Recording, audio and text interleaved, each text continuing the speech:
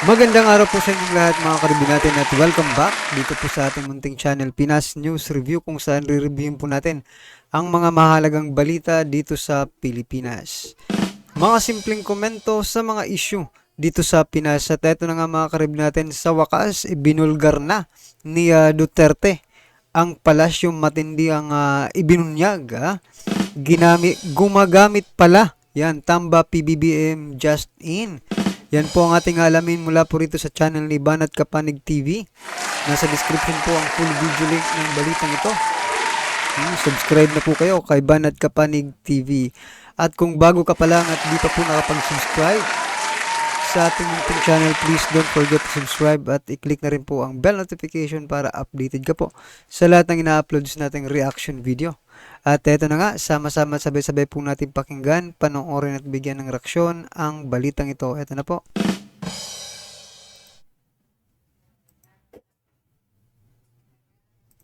Mr. President, Ma'am Lisa Araneta Marcos, hindi ninyo ako kalaban. Wala akong sinasabi ng masama. Hindi lang ako makakampanya noon. Alam mo, iniiwasan ko ito. Itong panahon na ito talaga ang iniwasan ko kasi mapipilitan ako ngayon magsalita laban ng mga tao sa gobyerno. Alam mo, Mr. President, hindi ako maghingi ng tawad. Kagawan mo yan eh.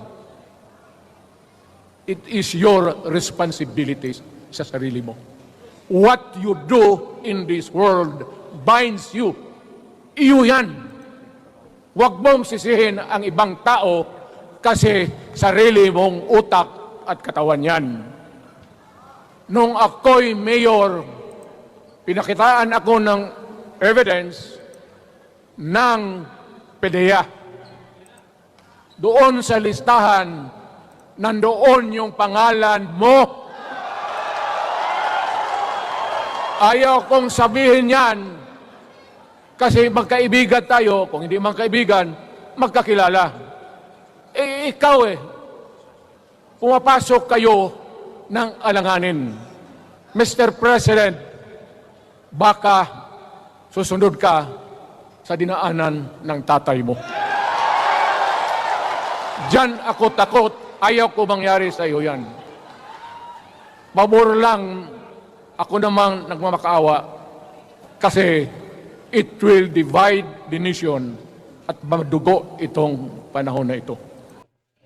So yan mga karibin natin, kumpirmado na na talagang nasa listahan nga si PBBM mga karibin natin. No, nung una po nagdududa po ang taong bayan, 'di ba? Kasi 'di ba doon sa pulburon video, 'di ba? Itinanggi po 'yun ni dating Pangulong Duterte. Oh, pero ngayon po eto nilantad na nga, binunyag na sa taong bayan na talagang ang nasa listahan nga itong si PBBM. Oh, nagsimula po 'yan kaya Fair Lady Madam Maharlika, 'di ba? Na mga akusasyong 'yan. Pero ngayon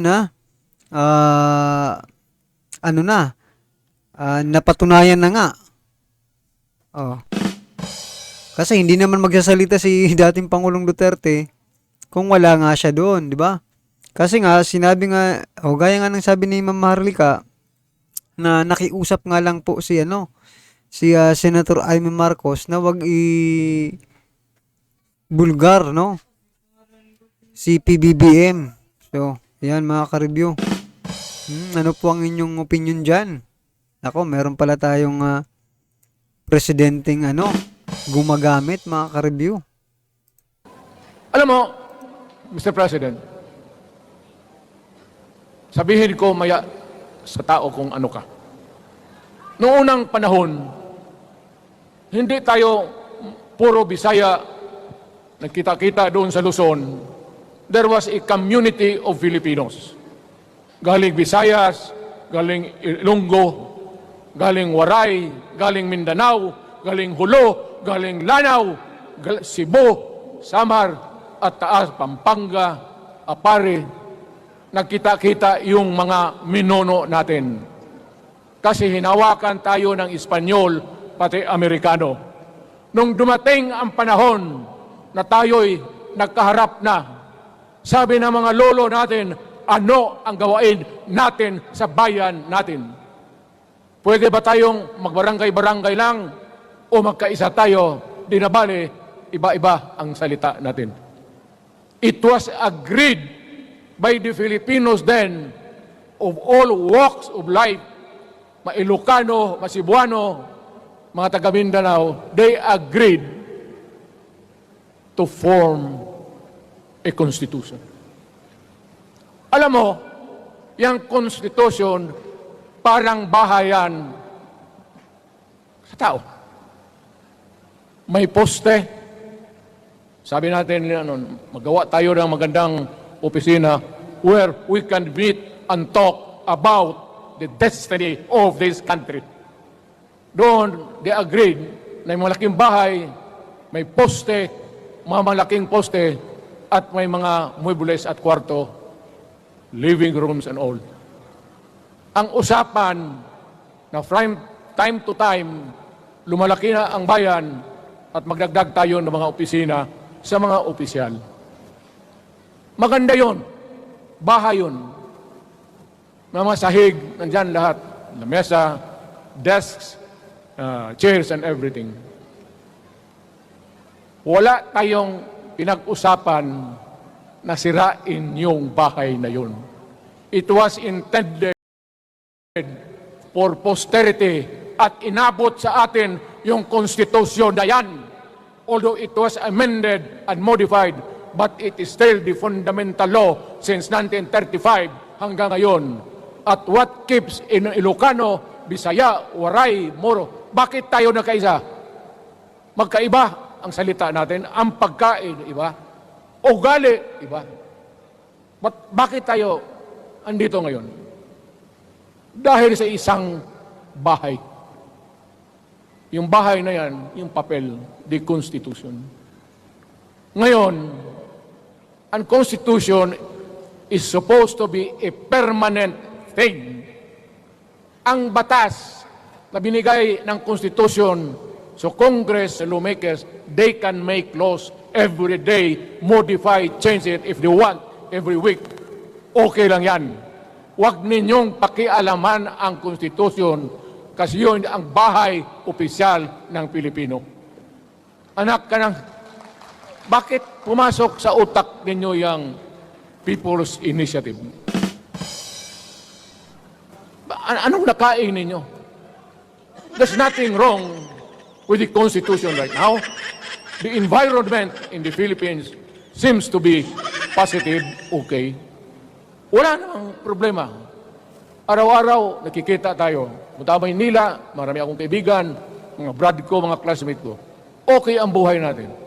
But suddenly, nandito yung People's Initiative.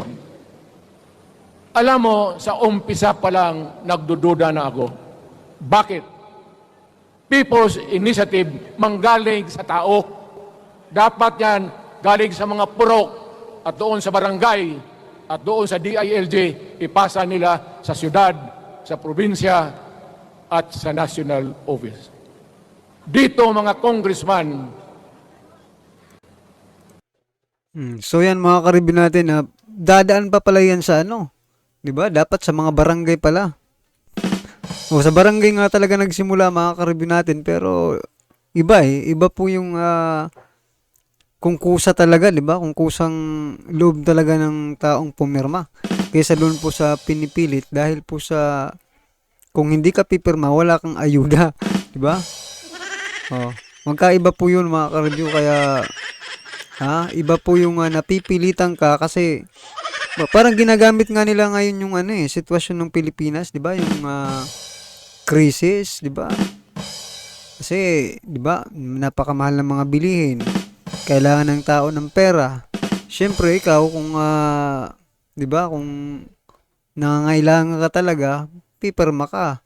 Kasi makakabili ka na ng bigas, 'di ba? Pagkain. para sa iyong pamilya. O kaya dinadaya dinadaya tayo at niloloko dito sa People's Initiative na ito, mga ka-review, no? Alam ninyo, kung magkalit-silit yung buhay na ito, sabihin ko sa military, sirahan ninyo yung Congress. Magastos, nagbabayad tayo, nag-usik-usik sa kwarta. Sige pamayad para People's Initiative. So, what is the motivation? Galing ba sa puso ng tao yung pinipirma niya?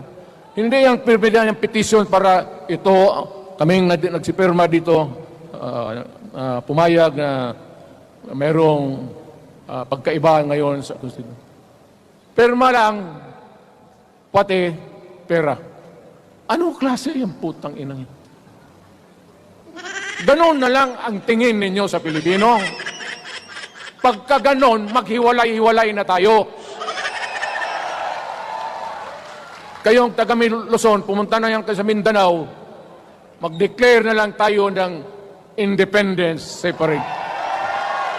Bakit binababoy ninyo ang bayan natin? Ako naging presidente. Ako naging mayor. Ako naging congressman. Ang sinasabi ko sa inyo, putang ina.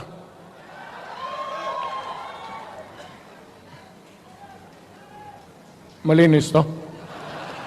Baka ihi mo ito, ha?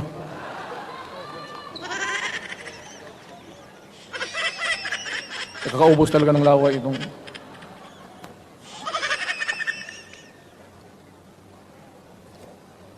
What do you expect? The national government, particularly ang Malacanang. Anong gusto ninyong response? Niwala kayong mga seminar na ganon. You never educated the Filipino people. You want the Filipino to remain ignorant para you can do what you want with the country. Yan ang totoo. Kasi ginagago ninyo para walang alam ang taong bayan. Well, kaming nakapag-aral at may alam kundi, hindi katanggap-tanggap yung ginagawa ninyo. Sa umpisa pa lang, binibili na ninyo yung signature ng Pilipino. Yun ba ang People's Initiative? You know, national, provincial, city, munisipyo, then the barangay. Yan ang echelons ng power sa gobyerno. Hindi naman ninyo gigamit ang barangay at binigyan mo ng 20 milyones isa't isa sa kanilang mga congressman. At binibili ang Pilipino. Alam ninyo kung ano yan?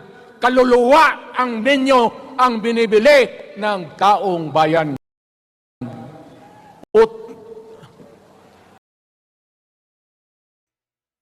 So yan, mga karibin natin, talagang nanggigigil nga itong si dating Pangulong Duterte. No, dito sa mga ginagawa ng administrasyon ni PBBM. Masasabi nating administrasyon kasi siya naman po ang namumuno, no? At kung ano man, tama po yung sinasabi kanina, ano man po ang gawin ni First Lady Lisa Marcos, ni Speaker Romualdez, no? Ano man po ang kanilang gawin, talagang si President Bongbong Marcos talaga ang pwedeng sisihin ng taong bayan, no? Kasi pwede niya namang pigilan ang mga gagawin niyan, di ba? Ng asawa niya, ng pinsan niya, di ba? Kaya wala tayong ibang pwedeng sisihin kung di si PBBM, mga karibin natin sa mga nangyayari dito sa ating bansa. Kaya nga po nang sabi ni Mayor Baste, di ba? Na drama-drama lang, di ba? Parang si Speaker Romualdez yung bad cop, tapos si PBBM naman yung good cop. But at the end of the day, no? Wala, hindi para sa taong bayan yung kanilang mga ginagawa. Oh.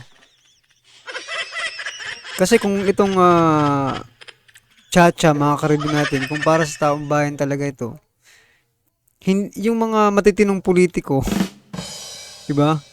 Eh hindi magsasalita, hindi naiimik kasi para sa ano eh, para sa bayan eh. Pero napansin po kasi nila na itong tsatsang gagawin nila ay para lamang sa personal na interes, para palawigin yung kanilang termino. Oh, which is na dapat talagang pigilan, 'di ba? Kasi 'di ba?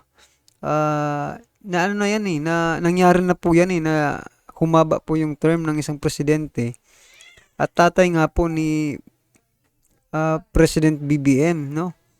Yung gumawa niyan. Pero wala namang, 'di ba? Ganun po yung kinalabasan eh.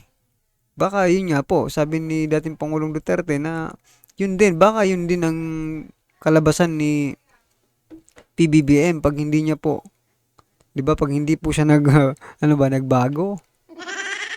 Pinigilan yung mga nakapaligid sa kanya. Posible, 'di ba?